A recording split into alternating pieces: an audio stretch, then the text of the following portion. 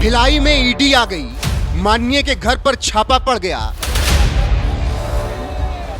बेटे को गिरफ्तार कर पुलिस ले गई, जिसके बाद प्रदेश में सियासी भूचाल आ गया।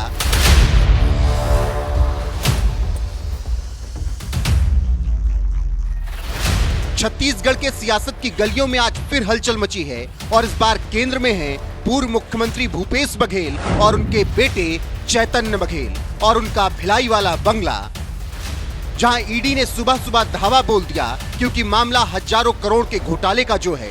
तो आज बात उन घोटालों की जिन्होंने छत्तीसगढ़ की जनता को लूट लिया और कांग्रेस के काले कारनामों को दुनिया के सामने पेश किया।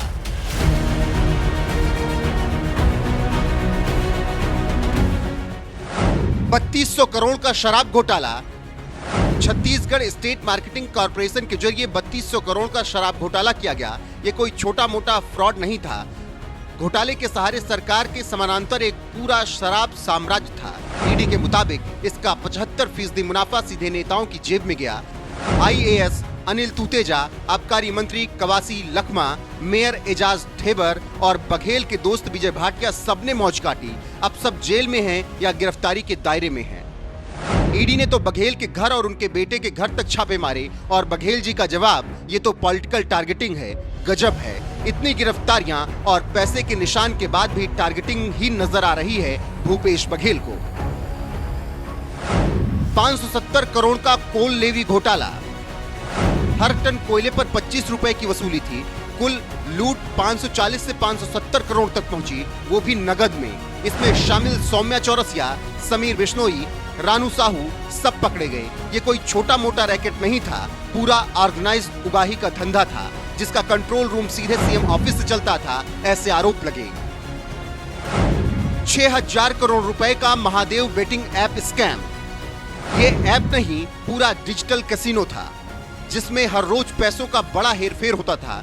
एक आरोपी ने ईडी को बताया कि उसने 508 करोड़ की रिश्वत सीधे मुख्यमंत्री भूपेश बघेल को दी।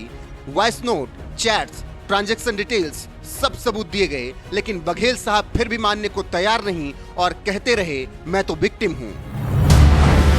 5000 करोड़ का पीडीएस एनएन यानी राशन घोटाला। इस घोटाले में तो हद पार कर दी गई।